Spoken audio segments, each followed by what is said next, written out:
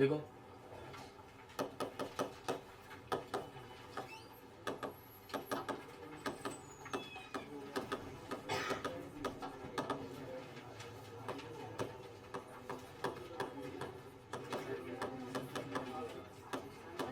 Effect of temperature लिखो।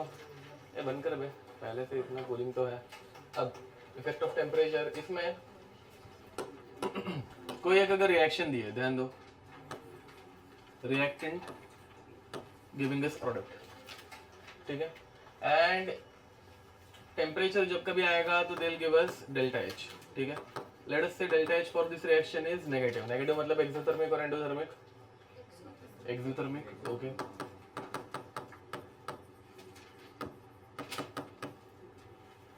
तो if a reaction is exothermic in forward direction, तो backward में क्या बनेगी वो? एंडोथर्मिक। समझ में आ रहा है?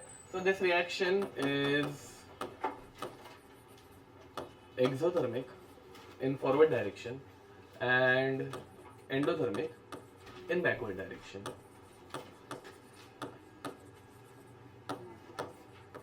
ये इतना सबको समझ में आता है? थर्मो में इतना हम लोगों ने किया हुआ है, रिएक्शन को रिवर्स करने के बाद वो माइनस से प्लस हो जाता है, एक्सो से एंडो हो जाता है, ओके। अब लेट अस से तुम लोगों ने टेम्परेचर बढ़ाया, तो टेम्परेचर बढ़ाएंगे तो हीट एब्जॉर्ब होगी या रिलीज होगी? एब्जॉर्ब होगी, बराबर। तो टेम्परेचर बढ़ाने से heat is absorbed, heat is absorbed. Heat absorb होगी मतलब कौन सी रिएक्शन फेवर होगी, एक्सोथर्मिक या एंडोथर्मिक? एंडोथर्मिक। समझ में आ रहा है? एंड फिर बाद में तुम लोग डिसाइड करोगे it will go in forward direction या बैकवर्ड डायरेक्शन। तो अभी ऊपर वाले एग्जांपल में वो फॉरवर्ड में जाएगा या बैकवर्ड में जाएगा? बैकवर्ड। समझ में आ रहा है? तो यहाँ पे तुम लोगों को फॉरवर्ड बैकवर्ड नहीं सोचना है, यहाँ पे एक्सो होगा एंडो होगा, वो पहले डिटरमाइन करना है, एंड फिर बाद में फॉरवर्ड या बैकवर्ड वो डिसाइड करना है। समझ पा रहे हो? ओके। तो वैसे ही टेम्परेचर कम करेंगे तो हीट एब्जॉर्ब होती है कि रिलीज होती है? तो heat is release. Heat release होना मतलब एक्सोथर्मिक रिएक्शन फेवर होगी या एंडोथर्मिक? एक्सोथर्मिक। तो reaction will go in forward direction, ठीक है। इसके दो एग्जांपल ले लेते हैं। देखो भाई, N2S plus 3H2S giving us 2NH3 gas, ठीक है।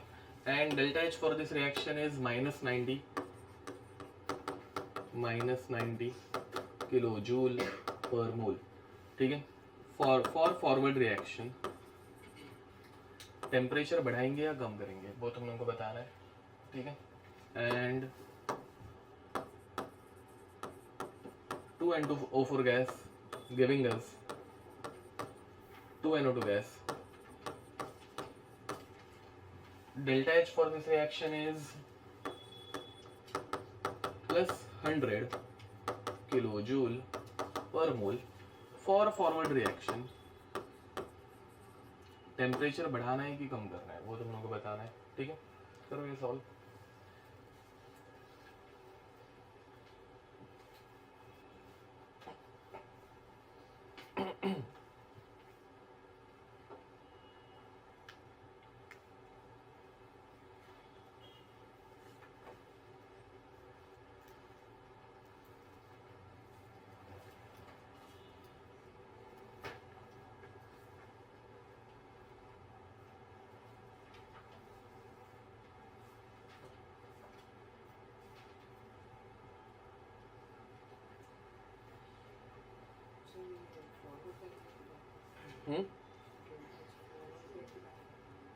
हमेशा फॉरवर्ड का दिया रहता है, ध्यान देना। रिएक्शन के आगे जो भी डेल्टा एच दिया रहेगा वो हमेशा फॉरवर्ड रिएक्शन के लिए रहेगा। बैकवर्ड के लिए तुम लोगों को खुद से उसको माइनस से प्लस करना पड़ेगा, फिर प्लस से माइनस, ठीक है।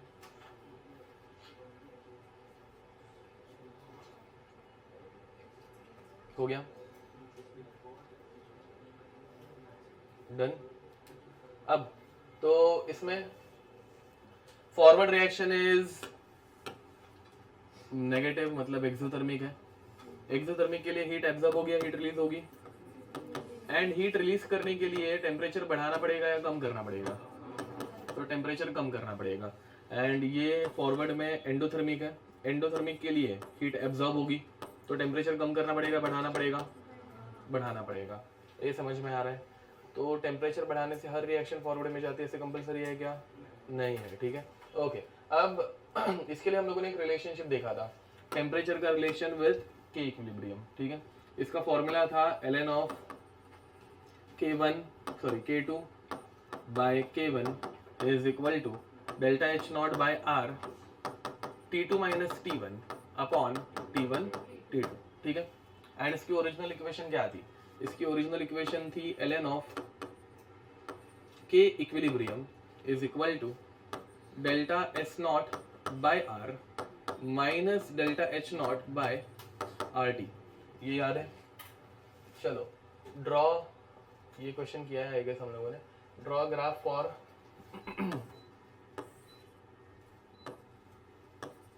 ln of K equilibrium versus 1/t। ये क्या है क्वेश्चन? ओके, करो इसको बिना पीछे देखे, ट्राई करो। अभी equation of straight line and all वो सब हो गया है ना पढ़ा के? ओके,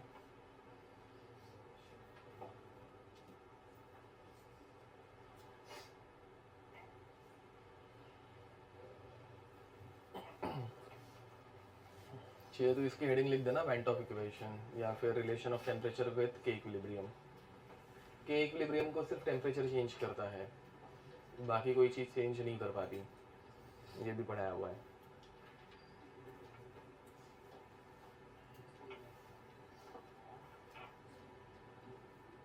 आया किसी का ग्राफ? ओके,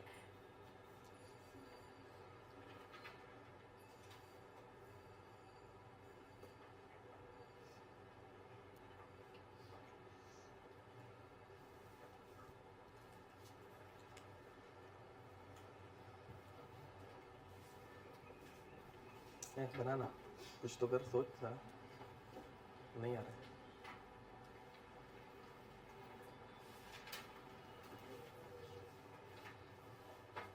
देखते हैं, पहले तो ओरिजिन से स्टार्ट नहीं होगा, गलत है।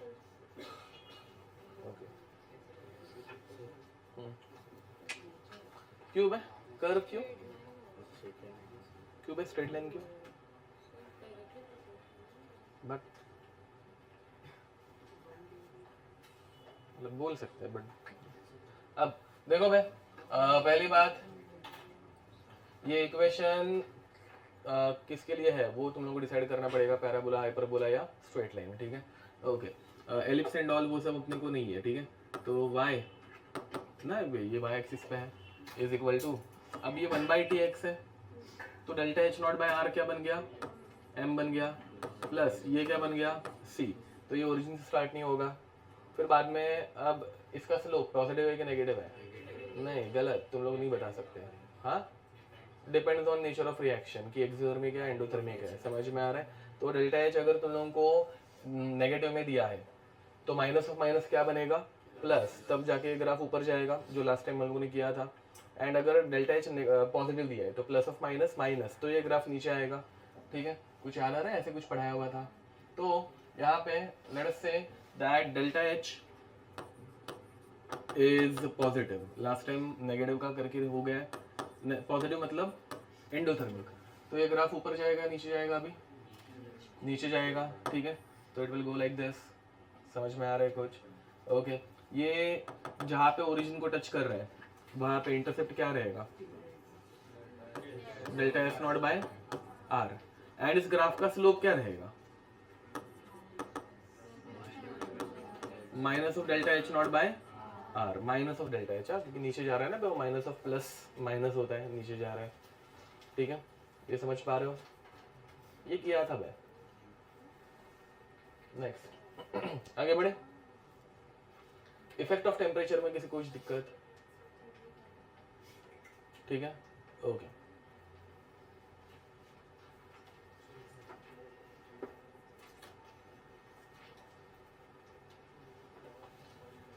Next, effect of catalyst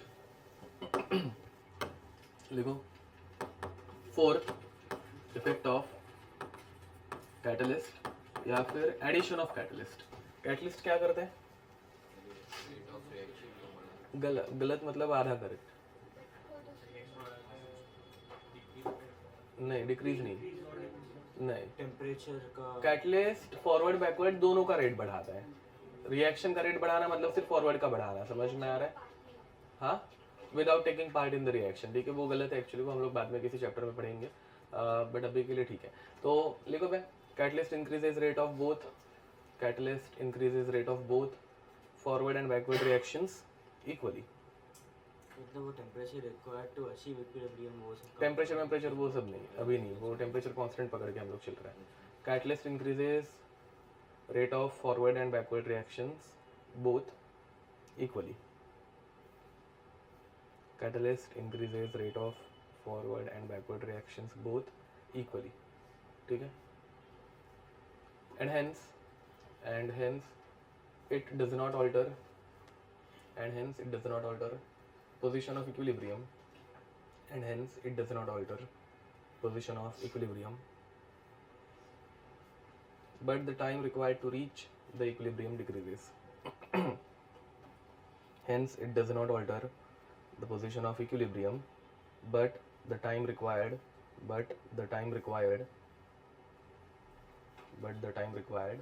to reach equilibrium decreases, but the time required to reach equilibrium decreases, ठीक है। ओके, तो इसका ग्राफ बना के दिखाने की जरूरत नहीं है ना, वो हम लोगों ने पहले ही किया था। दोनों इक्विलिब्रियम पे सेम टाइम पे मतलब सेम पोजीशन पे पहुंचते हैं, सिर्फ टाइम कम हो जाता है। ओके, तो इसका इफेक्ट क्या रहेगा भाई, मतलब ली शैटलेस प्रिंसिपल में ये कहाँ पे कौन से रिएक्शन को फेवर करेगा, फॉरवर्ड या बैकवर्ड? कोई भी नहीं, दोनों को फेवर करता है, सिर्फ टाइम कम होगा। तो इसका इफेक्ट लिखो, no change in equilibrium position, therefore no change in equilibrium position, जो हम लोगों ने वहाँ पे भी लिखा है डेफिनेशन में, but still therefore no change in equilibrium position, ठीक है, ये समझ में आ रहा है? तो फॉरवर्ड बैकवर्ड कुछ नहीं होगा, नो इफेक्ट। नेक्स्ट लास्ट क्या था? Yes, addition of inert substance. इसमें दो टाइप रहता है, पहला at constant volume and B at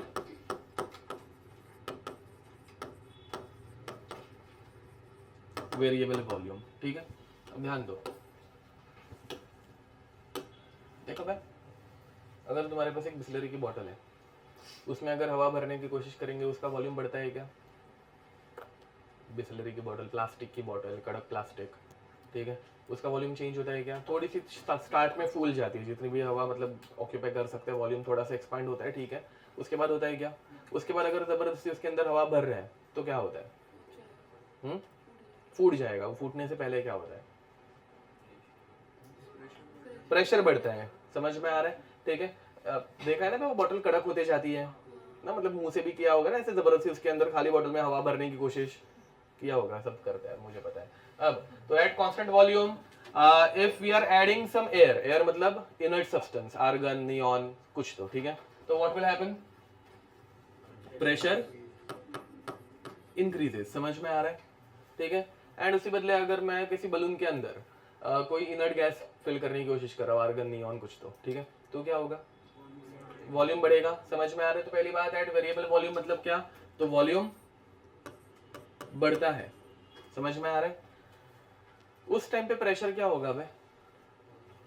constant रहेगा। हाँ, समझ में आ रहा है? अगर किसी को दिक्कत रहेगी, देखो भाई, बलून के अंदर तुम लोग थोड़ी सी गैस भरो या बहुत ज्यादा भरो, बलून तो इक्वली मतलब ऐसे बॉइंट रहता है ना, वैसे मतलब प्रेस करने के बाद इक्वली मतलब प्रेशर लगता है, ठीक है। और अगर उसमें भी दिक्कत रहेगी तो PV is equal to nRT, ठीक है। जब वॉल्यूम कांस्टेंट है, तो गैस ऐड करने के बाद क्या बढ़ रहा है? प्रेशर। ये देखो ना भाई, वॉल्यूम कांस्टेंट हो गया तो P is directly proportional to number of moles, तो नंबर ऑफ मोल्स बढ़ाएंगे तो P बढ़ेगा, प्रेशर बढ़ेगा। बट उसी बदले जब प्रेशर कांस्टेंट रखेंगे, P जब कांस्टेंट होगा तो नंबर ऑफ मोल्स बढ़ेंगे तो वॉल्यूम बढ़ेगा, समझ में आ रहा है?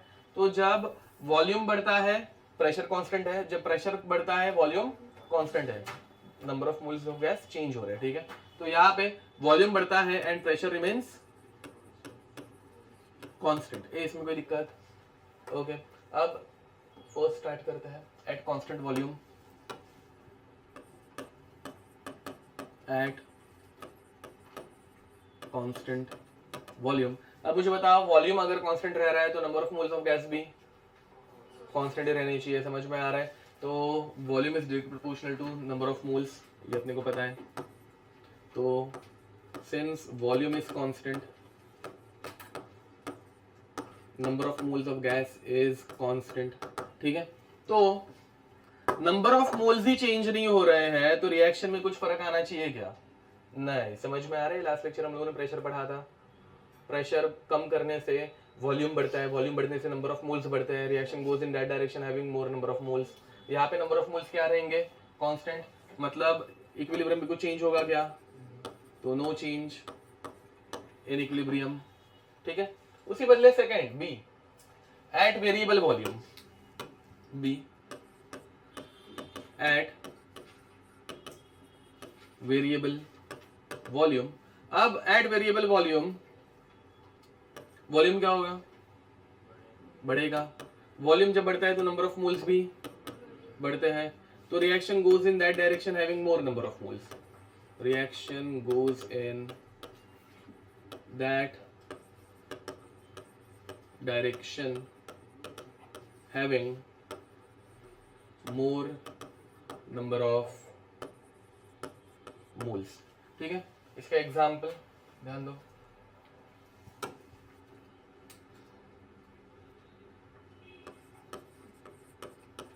टू NO2 गैस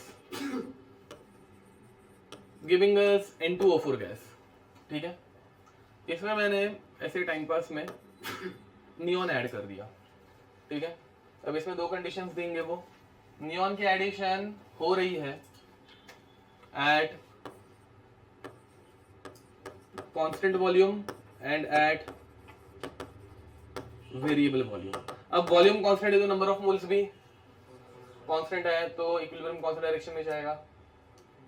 कहीं भी नहीं जा पाएगा। नंबर ऑफ मोल्स कांस्टेंट हो गए, वॉल्यूम कांस्टेंट हो गया, ठीक है? एंड जब वेरिएबल वॉल्यूम है, नियॉन ऐड करने से वॉल्यूम क्या होगा? बढ़ेगा या कम होगा? वॉल्यूम बढ़ेगा। वॉल्यूम बढ़ेगा तो रिएक्शन कौन सा डायरेक्शन में जाएगी? फॉरवर्ड या बैकवर्ड? बैकवर्ड में जाएगी। वॉल्यूम बढ़ने से नंबर ऑफ मोल्स बढ़ते हैं, नंबर ऑफ मोल्स बढ़ेंगे तो ऐसे डायरेक्शन में जाएंगे जहां पे मोल्स ज्यादा है। कहां पे मोल्स ज्यादा है? फॉरवर्ड में या बैकवर्ड में? सबको समझ में आ रहा है? यहाँ पे दो मोल्स ऑफ गैस है, दो मॉलिक्यूल्स ऑफ गैस है, यहाँ पे एक ही मॉलिक्यूल है। पक्का? फास्ट नहीं लग रहा है ना पे? ओके, तो यहाँ पे पहली बात, no change at constant volume, no change in equilibrium position, and at variable volume reaction goes in backward direction, ठीक है? ऐसे ही और एक रिएक्शन, ये देखो बे, 2SO2 gas plus O2 gas giving us 2SO3 gas, ठीक है? कौन सा कैटलिस्ट यूज होता है इसमें? हाँ बताओ बे। V2O5 बराबर। V2O5 की स्टेट क्या रहती है? सॉलिड। अब सॉलिड ऐड करने से कुछ फर्क पड़ता है क्या चीज को? नहीं। तो यहाँ पे ये कैटलिस्ट ऐड करने से कुछ इफेक्ट होने वाला है क्या? नहीं, नो चेंज। समझ में आ रहा है? वॉल्यूम चेंज नहीं होता। अब उसी बदले, हाँ, इस रिएक्शन का नाम क्या रहता है? कॉन्टैक्ट प्रोसेस, ठीक है? अब सेम रिएक्शन दूसरे एक कैटलिस्ट से हो सकती है।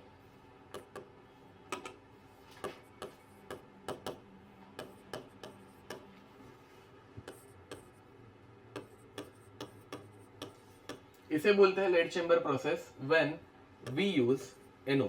समझ में आ रहा है? यहाँ पे कैटलिस्ट क्या है? NO। अब NO ये सॉलिड रहता है, गैस रहता है?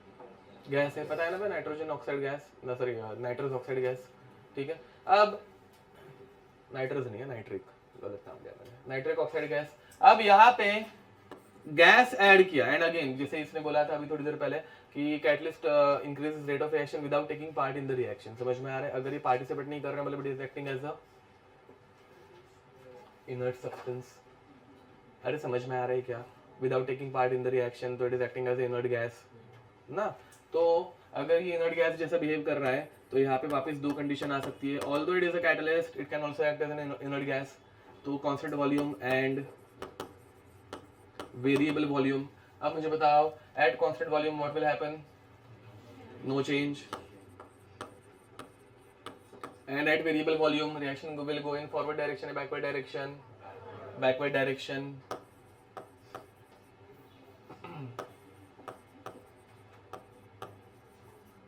समझ में आ रहा है? बट कैटलिस्ट को क्या करना चाहिए भाई? कैटलिस्ट को रिएक्शन को फॉरवर्ड में लेके जाना चाहिए बैकवर्ड में? नहीं, दोनों को करता है। ओके, हाँ ठीक है। उसको ऐड करने का रीजन क्या रहता है? अपने को प्रोडक्ट चाहिए रहता है कि रिएक्टेंट चाहिए रहता है? प्रोडक्ट चाहिए रहता है। अब उसकी दिक्कत एक हो जाती है कि वो दोनों को फास्ट कर देता है। तो दोनों को फास्ट करता है तो ठीक है, चलो एटलीस्ट प्रोडक्ट तो जल्दी मिलता है ना भाई।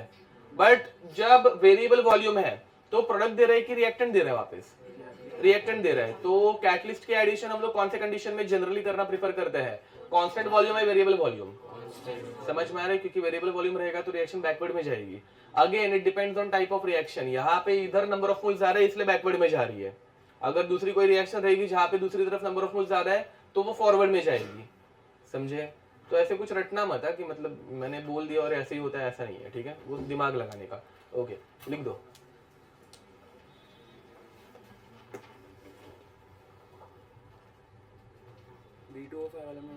नो चेंज, सॉलिड है। हाँ, बाय द वे चैप्टर खत्म।